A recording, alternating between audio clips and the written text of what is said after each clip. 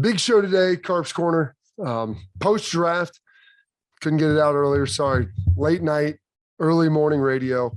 Draft went pretty quick though. If you look at it, kind of the big picture takeaways, draft went pretty quickly, especially early on, cruising. Thought there wouldn't be a lot of trades. I think a lot of people anticipated that, and there weren't a ton of trades at the top. Typically, you see people, shooting up into the top 10. The trades really didn't start occurring until you started getting to 10, 11, and then all the way down until you get to, the 20s, 30-second, went all the way till the end. So a ton of trades. I believe only 14 teams used their own pick. 9 teams had multiple picks, or not multiple picks. There's trades coming in. Players were flying off the board. A.J. Brown going to Philadelphia. Hollywood Brown going to Arizona. I mean, so some big movement there with some pretty significant players and some pretty significant pieces. As we look at that, there were some picks, a couple picks were traded. I think 5 or 6 were traded, twice, 5 or 6 once. There's like 2 or 3 picks traded 3 times. So trades all over the place. More movement in this draft with a lot of these picks I think we've seen in a long time, but none of it really at the top. I think top kind of breaking where everybody thought. So I put out my mock draft. I thought Aiden Hutchinson would go first overall. He unfortunately, or for himself, or maybe fortunately, because I think Detroit is a perfect fit for him, for a Michigan guy. So you flip him and Travon Walker. What I did not have was Stingley and Sauce Gardner going 3 and 4 to the Texans and Jets. That was something right there that I think was pretty shocking and surprising. We have 2 defensive players, rush guys right at the top, 2 corners, and then I had Kayvon Thibodeau going 5th overall to the Giants. So 5 guys drafted right at the beginning of the draft, all on the defensive side of the ball, all guys that impact the passing game in some way. And that's where we look at the NFL, and this is where it is. Quarterbacks are a premium, as we saw in this draft. Receivers are a premium, offensive line a premium as well. And then on the defensive side, it's people that can impact that and have an impact on that, on those ways. And so where I thought the draft was going to kind of break is depending what Carolina did. Carolina could not trade back at 6. And so because of that, they take Ike Ekwonu, the tackle out of NC State, him becoming the first offensive player off the board. I thought they might take Malik Willis there. Malik Willis, however, still on the board, wasn't drafted, as we'll get into some of the big takeaways of this. And then you start the run on tackles. You have Neal to the Giants and offensive players. Drake London going 8th, first wide receiver taken, a little bit surprising. Thought it might be Garrett Wilson. And then the Seahawks take Charles Cross. I had the Seahawks taking a tackle. I thought they'd take Ekwonu. I thought Brown would obviously, or Evan Neal would go first. And then we'd probably get to Cross a little bit later. I had Atlanta taking a wide receiver. I just thought it'd be Garrett Wilson. And I had the Jets taking Drake London. They ultimately took Garrett Wilson. And so that's where it began. And then those trades started coming fast and furious. So that kind of rounds out a little bit of the top 10. We'll look at some of the other stuff. After that, it was just so crazy. Like I had the Saints taking Olave, but I had them taking him at 19 with their second first-round pick. They trade all the way up to 11 to get him. And that's where we're starting this run on receivers. London at 8, Wilson at 10, Olave at 11, and then Jameson Williams at 12. And 11 and 12 with Detroit coming back up to ultimately get Jameson Williams. You look at what Detroit did. Really, really love, how they handled this draft. They got it, or at least the first round. They've got a hometown solid player. And maybe Aiden Hutchinson doesn't have DeMarcus Ware, Von Miller type athleticism or rush ability, but my goodness, like he fits what they want to do. He's going to be a culture guy. He'll be a Pro Bowler up there, I believe. He's going to be a good player. Maybe he's not ever going to be an all-pro, but I don't know how many guys will be all-pros in this draft. That's the problem. So we try to look at and try to project, and then they come back up and get Jameson Williams, who I think can be an all-pro, has that elite athletic ability, got a little bit of dropsies sometimes, but, big move right there. But if you look at it for Ohio State, the fact that they had the fact they had Garrett Wilson at 10, Ohio State, they have Garrett Wilson going at 10 to the Jets. They have Chris Olave, Saints trading up, and the Saints absolutely love Buckeyes, Ohio State players. They try to get them every single chance they can. It makes sense. They've had a lot of success with them. And then they draft Jameson Williams. The Lions do at 12. So 3 guys, they're all on Ohio State for 2 years together. Jameson Williams ultimately transferring to Alabama for his final season there. But Brian Hartline, the wide receivers coach at Ohio State, has been absolutely tremendous. He's done a great job recruiting. And then the development of guys once they get there, what he did to develop Terry McLaurin, working with Paris Campbell. You look at these guys that all 3 have come out, how great, they've been. And then ultimately Jackson Smith and Jigba, who will be a first-round pick most likely next year. So, big news right there. But that starts the run on wide receivers. And so the over-under for wide receivers in this draft was going to be 5.5. 5 you could get to. To me, the 6th guy was Jahan Dotson, who I really like. And I thought maybe, Tennessee could maybe scoop him up a little bit later, possibly Green Bay, might be able to go get him, just depending on kind of how all that shook out. I believe I had Jahan Dotson. Oh, goodness. Where did I have him? I am going to the Titans. Yeah, 26 before they ultimately traded up. And I had Treylon Burks going to the Packers at 22. But they started this run. And so you have Dotson jumping up to being the 5th receiver off the board at 16 to the Washington Commanders. And then Tennessee, they take Treylon Burks. They trade A.J. Brown ultimately to Philadelphia, take that pick, and then reinvest in a player that's very similar. And this is what happens in the first round. You have these runs on players. And so as soon as those wide receivers, 3 of them went flying off the board, you saw some other trades. Philly goes up to jump Baltimore, which I thought was a pretty shrewd move there to go get Jordan Davis, the big tackle, Alabama. In doing so, I think Baltimore was probably fuming a little bit. They were seeing shades of Haloti Ngata, which I referenced. I thought that was the perfect fit for him. But Fletcher Cox is getting old in Philadelphia. He's got another year left. Maybe he plays a year after that. But Jordan Davis could be the heir apparent there and a nice piece inside for the Philadelphia Eagles.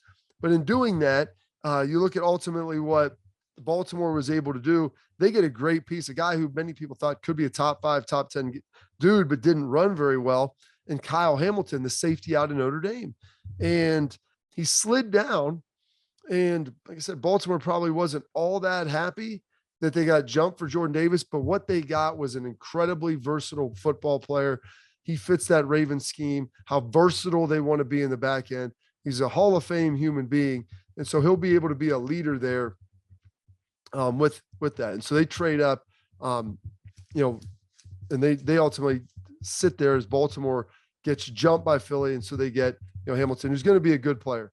Interestingly enough, Minnesota was sitting there at 12. That's where I had Hamilton mocked to. Minnesota ends up trading all the way back, to 32, and they still get a safety there. And they get a safety out of Georgia who's really good in Lewis Seen. And so Lewis Seen, very, very talented safety out of Georgia, smart guy, can cover a lot of ground, checking a lot of boxes for that. Probably the story of the draft, however, was the quarterbacks. And they're always the story. Let's be honest, folks. This is the latest a quarterback had been drafted. I think heading back to 97, Jim Druckenmiller was ultimately taken there, I believe, by Washington. They took Gus Frerotte, I think, in that draft. He was ultimately usurped by Frerotte. I believe Chad Pennington was taken in 18th, 19th in the 2001 draft. The same draft that Tom Brady went in the 6th round in. So a little ironies there. But there really weren't these elite quarterbacks. And this is the first time I think teams looked around and said, hey, great quarterbacks coming next year. Let's not use up all our draft capital. We can build around it. And so we can build the car, build the Ferrari, and then drop our quarterback in just to make sure that they're going to know what they have when they get the quarterback. And it's not a projection. Well, they don't have an offensive line. They don't have receivers. They're not getting all the help that they need. No, we're going to build it first, and then slide the quarterback in. Bears have their quarterback in Justin Fields. Unfortunately, they gave up, this year's pick to go get him, and now they can't surround him with the talent the way that they would like to.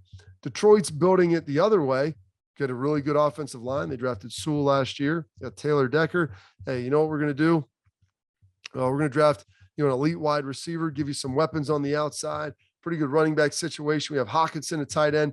And so, whether or not they'll be able to get it done with Jared Goff at the quarterback position, maybe he's not the guy. I think he has a ceiling. Whenever they do draft a quarterback, you're going to have a well-equipped offense that has a good offensive line, a defense that, hopefully can get after the quarterback a little more, is sound, so you don't have to go score 35 a game, and you have weapons on the outside. So you'll be able to fairly assess and judge the quarterback for what he ultimately is, and not just projecting and trying to make ultimately excuses for him. Because that's a lot of times what happens. You have to make, and I don't use them excuses. They're reasons, and that's a real deal, but it's not necessarily a great situation. So Kenny Pickett is the first quarterback off the board and the only quarterback in the first round taken at 20. So here's some things with Kenny Pickett, and this is what people worry about. He's got the smallest hands, not the strongest arm, but what he does have, he's got good accuracy, really good athlete. He's got pretty good anticipation. He's played in a system for a long time. He's a mature kid, and he's a Pittsburgh guy. He played at Pitt. He's going to be staying in the same facility, just sliding across the hall over to the Steelers. And so I always worry about quarterbacks if they have small hands and an average arm.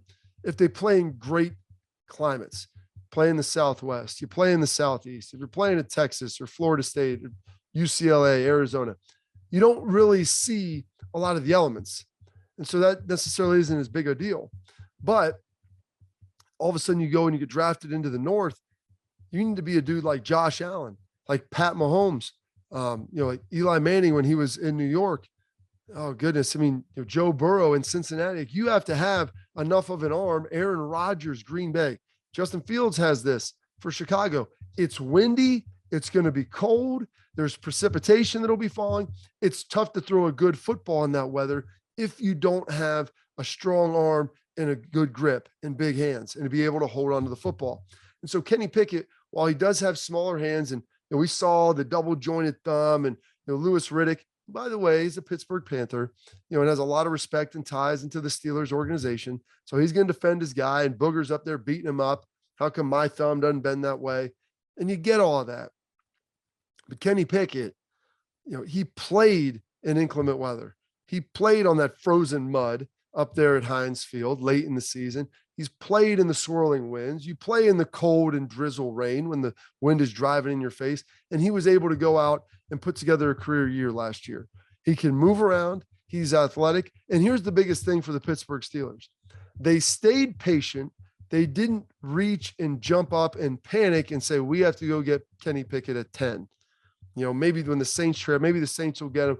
They didn't have to worry about freaking out that Carolina was going to take him. They sat there at 20 and they let him fall to him. And if he wasn't there, all right, maybe they were just as comfortable with Malik Willis and maybe thinking, hey, we'll trade back possibly. Maybe we pick him up. Maybe we pick up Willis at 20. Maybe there's a chance we could get him in the second round. I don't know. But they were patient. And so you didn't spend more draft capital than what you ultimately needed. And that is one of the key lessons in this, of when you go and get guys, the fact that you go up, you better make sure that they're big time players, and you better make sure that they hit, because if they don't, not only did you give up the picks that you had, but other draft capital came into play on how you were ultimately trying to spend it. And so you had to spend and maybe overpay for a little bit of it. The other big story, Malik Willis not going. I think he probably goes in the first 6 picks today. And this is why I love how they break up the first round with the second and third, because guys who aren't on the board, there's probably, 8 to 10 guys who thought that they had a good shot at going last night. A lot of teams probably thought they had a good shot at going. So now you get the phone calls and you get the jockeying of people trying to move up and saying, hey, you know what? We didn't get him. We thought he would be gone. We're sitting here like 16 in the second round. Let's go up to 4 and get him. Or if he falls here, let's go up to 3. So I think you'll probably see a little jockeying here for a team that might need a quarterback, that, maybe they move up 4 or 5 spots from 10 to 5 or whatever it is to get a guy like a Malik Willis, who's got a lot of upside, who has a lot of talent, but, played at Liberty and maybe not the most experienced and seasoned player that you're getting at the quarterback position. And then we move to the Green Bay Packers, a team that has a quarterback. Was hoping to get some weapons as Devontae Adams left. And so you're sitting there at 22. Like I said, I mocked 22. Traylon Burks, thought he would be there. Made sense. Out of Arkansas, I thought he'd be the 4th receiver off the board. Maybe Jahan Dotson would be the 6th. All 6 of them were gone 4 or 5 picks before Green Bay. So what were they going to do? We talked in the last episode about Brian Gutekunst saying, hey, I talked to Aaron. He has input, understanding the draft and all these different things. And that's important. And Aaron is smart. He gets it. He knows they do a good job drafting receivers in the second round. He also understands that there's no need giving up the farm to go up and go get a guy. This is a deep receiver draft, and you're getting other really good players. Quay Walker, talented linebacker that they were ultimately able to pick up. So I respect that. I like what they did right there. You worry a little bit. They didn't get, any offensive pieces, but, then they go and get Devontae Wyatt, defensive lineman out of Georgia, very powerful point of attack explosiveness, does a lot of great things. So they get 2 defensive guys. And I think that kind of helps a little bit, at least makes your defense a monster, helps Aaron in that way. And then today the Packers have 2 picks in the 3rd round. Both of them are towards the back. The one, I think, late teens and one in the mid 20s. There's a couple guys that are there that they could potentially go after with George Pickens, potentially being one of them who I really like. I think it would be a nice fit for the Green Bay Packers to ultimately go there. Kind of a Devontae Adams mold, big physical receiver. He's got some off the field concerns, had some injury history at Georgia, as we all know, but a very, very talented player nonetheless. So, the Packers could take care of it in that way in the 2nd round. And I think that they will address it with those 2 picks.